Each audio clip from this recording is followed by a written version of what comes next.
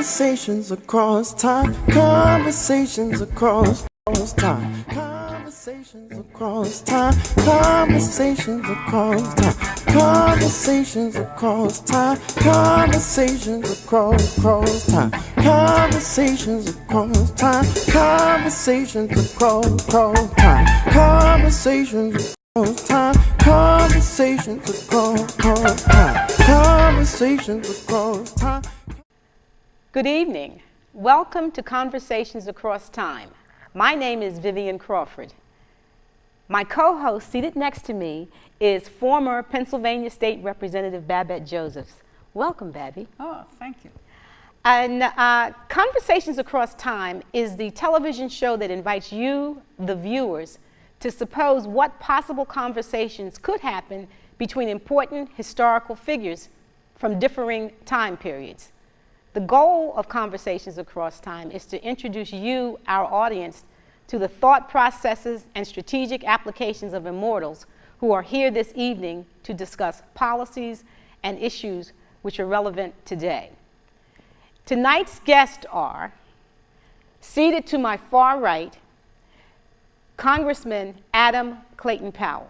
Welcome, Congressman Powell. Fabulous to be with you, Ms. Crawford. Thank you. It's fabulous to have you here. I'm so excited. And seated next to Congressman Powell is the second president of the Church of Jesus Christ of Latter-day Saints, and that is Mr. Brigham Young. Welcome, Mr. Young. Thank you for having me, and I appreciate you referring to our religion as the Church of the Latter-day Saints and not Mormons. I do appreciate that. Thank you very much, Ms. Crawford. And that's going to be interesting because later we will get into the fact of the differences between, or the perceived differences between members of the Church of Jesus Christ of Latter-day Saints and what's popularly called the Mormons. Tonight's program has to do with the intersection between politics and religion. To that end, you'll know that Congressman Powell was the first elected representative, congressional representative from a northern state, the first African American representative from a northern state. And Congressman Powell, when I say I'm excited for you to be here, because as a child there's so much about what you did and what you stood for that's so important today. So, and also the fact that you're a minister.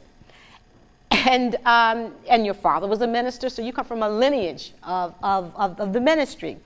And the reason that becomes important in our conversation with Mr. Young is that as the second president of the Latter-day Saints, you were initially the first president was Joseph Smith, who was murdered.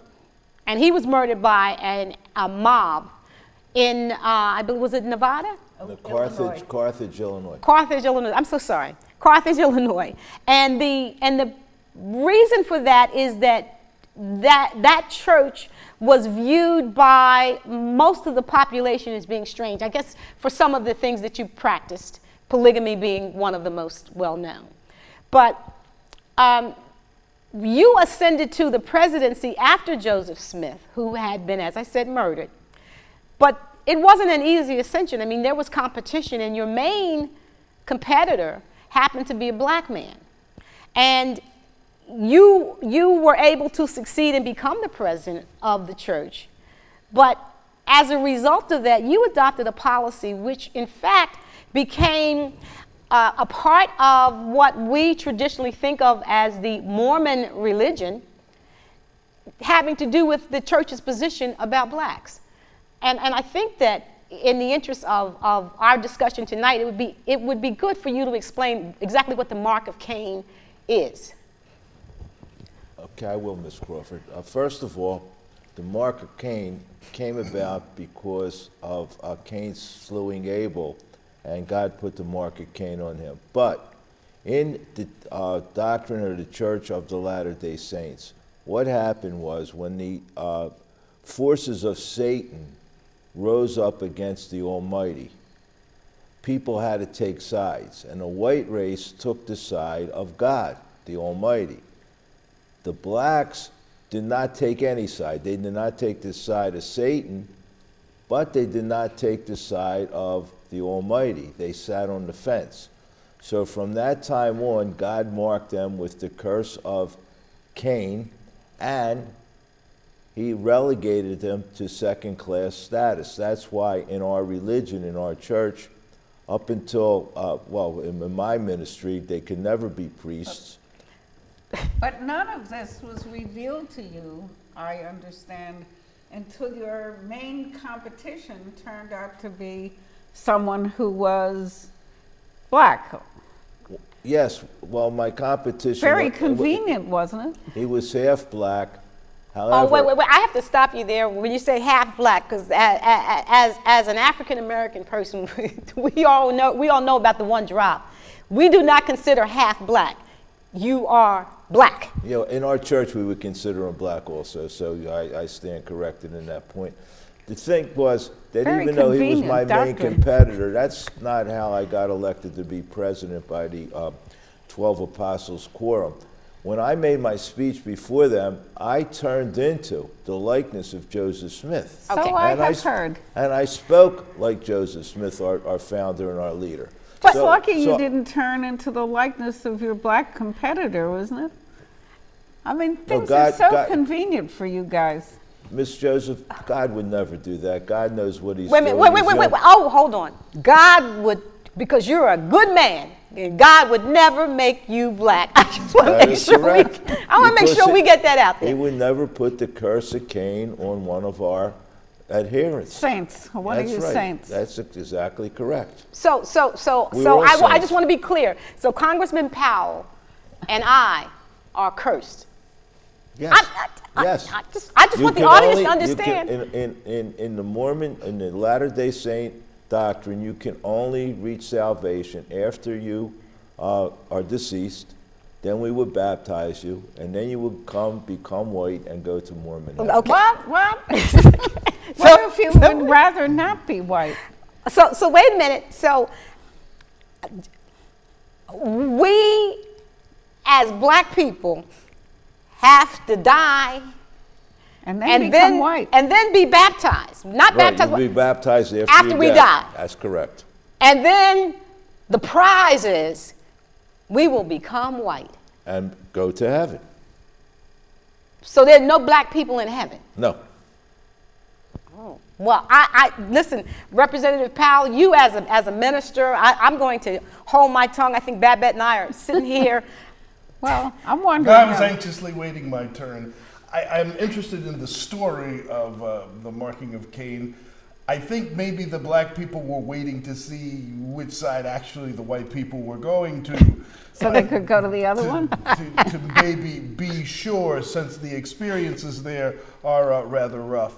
I would say also that the notion that to come back better as white, though I am divided quite literally on that issue, that the blackness of what it is that we have is superior, if not equal to your whiteness. And I'm just troubled by how easy it is for you to dismiss. Now, of course, this is not something that is unfamiliar to me, and I am happy to have been a part of the Baptist religion as opposed to moving west with you. And as a member of the Baptist religion, you made black people very proud of you for your civil rights activity and your ceaseless advocacy for fairness. It would seem to me that someone had to say something. The divide, the injustice, all of these things. Our community was suffering, and someone had to speak, and it was a blessing for me to be in such a place at such a time. But you must admit that the Latter-day Saints make no bones about where blacks stand in relation to our religion, in relation to white salvation, people unlike didn't. the traditional Christian churches, which separated blacks, would not let blacks worship with whites. We made no bones about it. They hid it. We put it out in the open. Which make it equal to me. I had as much trouble, I imagine, with them as I would have with you. Well, that's to your credit, sir. find it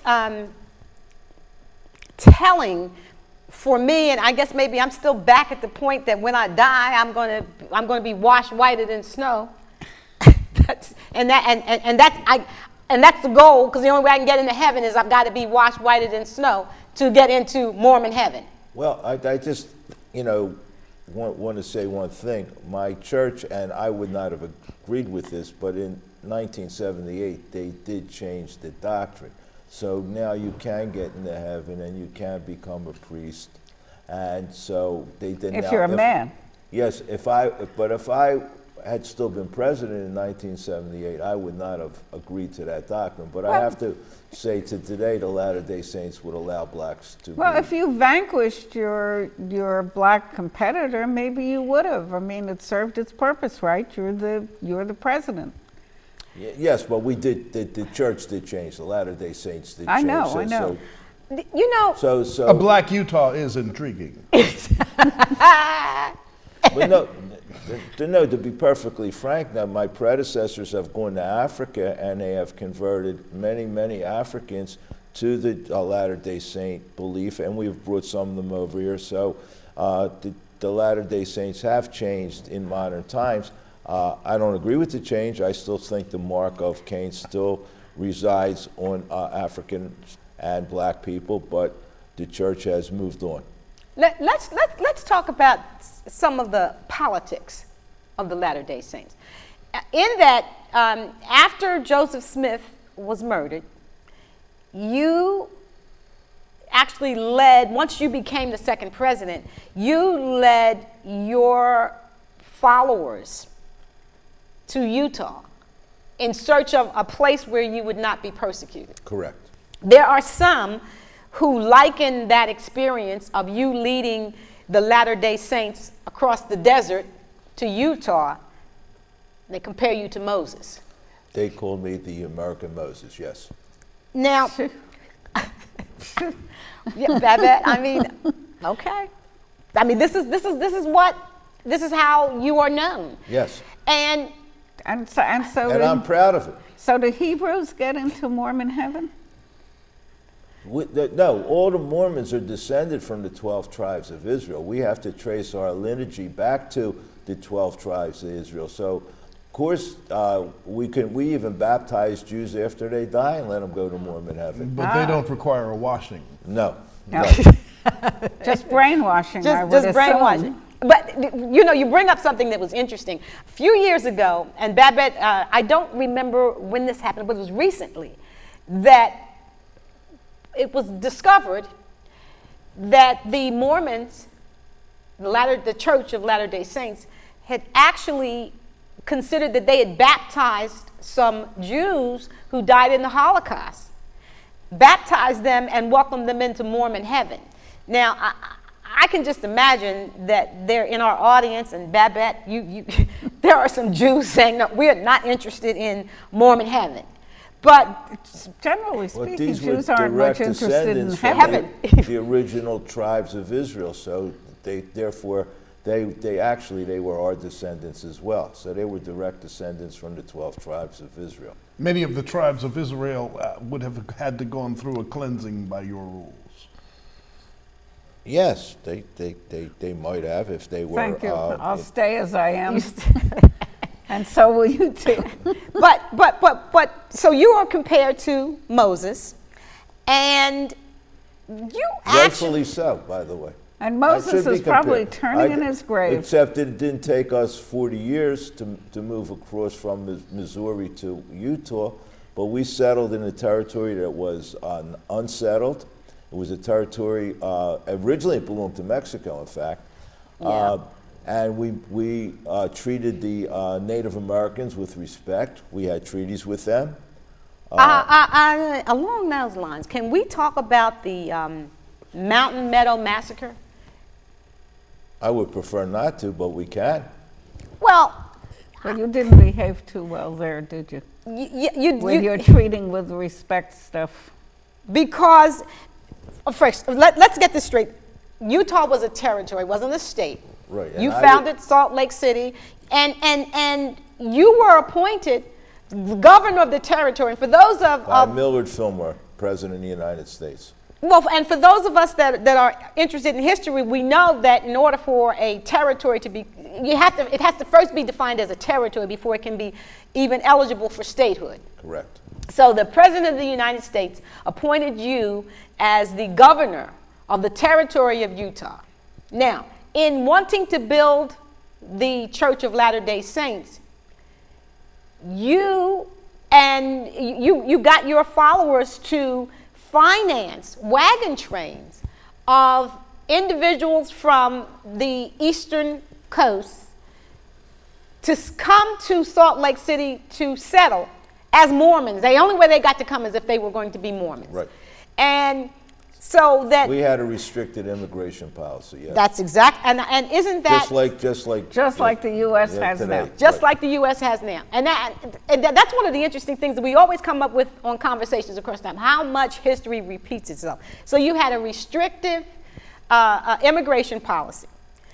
The Transcontinental Railroad. You were involved with the Transcontinental Railroad. It met right in Utah. I'm And proud of that. you're proud of that, but you were not terribly pleased about the fact that now non-Mormons were able to come to Utah to settle. Wasn't too happy about that. You were not happy about that. So a wagon train of 120 immigrants is migrating to Utah, and you, with a group of native, not you per se, but John Lee, who was direct orders from you.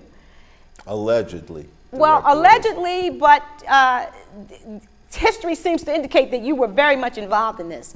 And there was what is known as the Mountain Meadow Massacre, where 120 innocent people were massacred by members of the Church of the Latter-day Saints and Native Americans.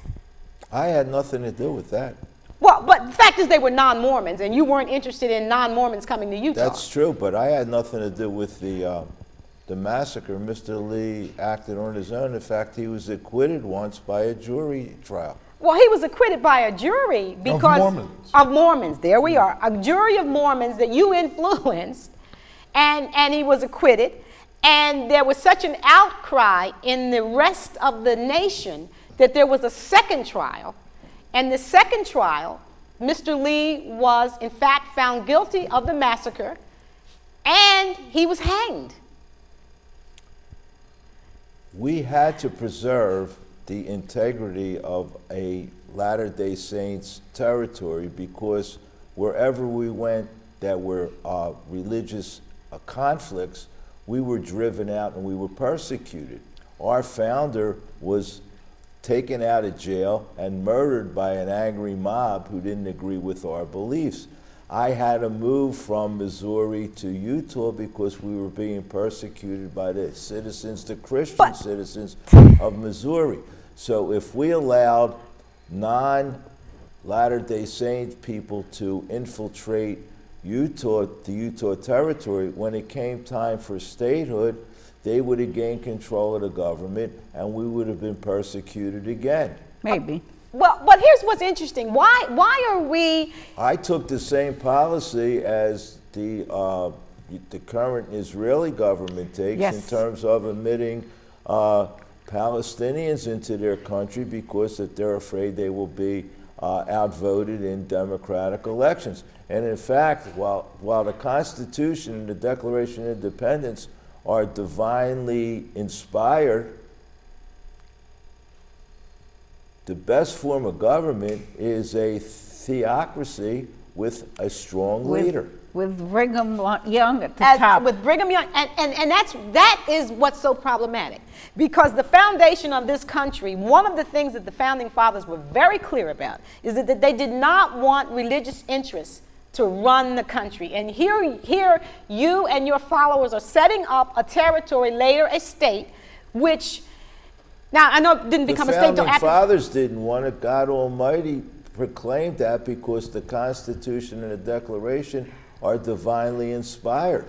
But the basis of this nation is that the separation of church and state, and you're saying the best form of government is a theocracy. That only came in the Bill of Rights. That may or may not have been divinely inspired. Oh, so the Bill of Rights is... So the country, however, is not a member of the church, are not saints. They are not members of the Church of Jesus Christ of Latter-day Saints. So everything that was done in Utah is really just tiny, minuscule, powerless compared to the power of the United States. And you massacred. The United States may be a better, stronger country if they had followed some of the things we did in Utah. And we might be much worse, too. But I guess what I'm looking at is that for the type of leadership, the type of government that you're talking about that would be the best form of government, and sitting next to you is probably one of my personal heroes, and that's Representative Clayton Powell, who fought against colonialism in Africa way ahead of everyone else, was out there saying we got to get the colonialism out of Africa. We've got to have independence for African states. And so I just wonder how that sits with you, Congressman, just to... It's interesting to listen to Mr. Young. He would have been another king that I had a problem with. The advent of this colonial attitude is the thing that continues to be a destructive force in our country. The dehumanization of others, the profit at the expense Right, of... the exploitation of people as if they're raw material. The exploitation and the profit from those at the expense of those who do not profit. It is a familiar thing that a few should be privileged. I have experienced much persecution and have represented my people in the way of freedom. From an economic standpoint, we used religion as a place to galvanize people's support. My congregation was 14,000 people. We closed down New York City, the 125th Street. We have been able to mobilize people to use religion as a common focus and to use that focus to make political change, not to create kingdoms. And So you were the minister of the largest non-Catholic Christian denomination in the country at the time. That's correct. Abyssinian Baptist Church. And were you looking to be the king? Did you think that put you in a position to form a theocracy, as Mr. Young is advocating? The Abyssinian Baptist Church was pastored by my father. It was a great institution, and as I was in college, I had the choice of doing a number of different things. Coming back to Harlem and seeing the plight of my people, it was clear to me that someone had to step forward, so we began to create situations where people could get fed. We began to advocate for situations where people could get jobs, and we began to demand that black people be treated with some particular equality. The fact that I spoke out made me exalted in the eyes of some and scourged in the eyes of others. Wouldn't you say you were the king of Harlem, though? Some would say that. Okay. He was a congressperson. He was elected. But he was the king. He ruled, and he was elected Most every certainly 2 our years. influence was significant, but it was not commandeered. Okay. And you didn't stop people from immigrating into Harlem. Nor had we had any massacres at our hands. No massacres attributed to you. How many elected officials in Utah are non-Mormon? I would say very few, if any. Very few. 3, 2, So here is maybe 1. maybe one. But that's as it should be. Well, but the rest of the country. That's I mean, how so it should be. we still have. You came within an ear, Oh my an gosh. eyelash of having a Mormon president. Had he not had that young man not had that waiter not had a camera going and got that information out, he may have been president of the United States. I believe And we're talking about the 47% of people live. Exactly. Mitt Romney, you're one of the followers of your Yeah, he's He's a a Mormon. minister in the church. Yes. And he was caught on tape, as I'm sure our audience will recall, caught on tape by a waiter at what he thought was a private fundraising activity, and he spoke with clarity about how he felt about the populace of this country. And had that not happened, we may have been talking about a President Romney. And Oh, it makes me sweat a lot. the former, Say that. the former majority leader of the Senate is also a member of our church. But they don't get along. Pardon? They don't get along. Well, do there are they, different Mr. political Reed? parties as well. We do have divisions in our church, like most churches, and we do have political divisions. However, we do believe that the religion should, as Mr. Powell does, as Representative Powell does, that religion should be part of politics. That you don't, separation of church and state doesn't mean that a church can't advocate certain political doctrine. It simply means that the state can't favor certain churches. Well, let's talk about when I In started. fact, I would say most of the leaders of the civil rights movement were church-based and are church-based. Yeah, but none of them said the church should make policy for the entire country. I think None of that them the said theories that are in play, but comparing the two of us are quite different. The church in the black community was the place where we all came together. It was a place of refuge, a place of communion, and also connection. So when we're speaking of the church and politics, it is our belief that there is no distinction between the sacred and secular, that there is a common aspect of life, and we must live in both of these places equally. So we used our position to be able to help people, and the people that we helped became loyal to our cause, and our cause was energized by those people of their own free will based on our relationship having helped them, having brought them up. We spoke in a language that had not been spoken, and it was clear that things needed to be said. The church was used as a gathering point and not as a tool of coercion. When I review the history of the Church of Latter-day Saints, I am concerned about the massacre of Mountain Meadow. And I know that you don't want to talk about the massacre of Mountain Meadow. But the fact is that in the name of God, 120 innocent people can be killed to keep Utah free of non-Mormons is troubling.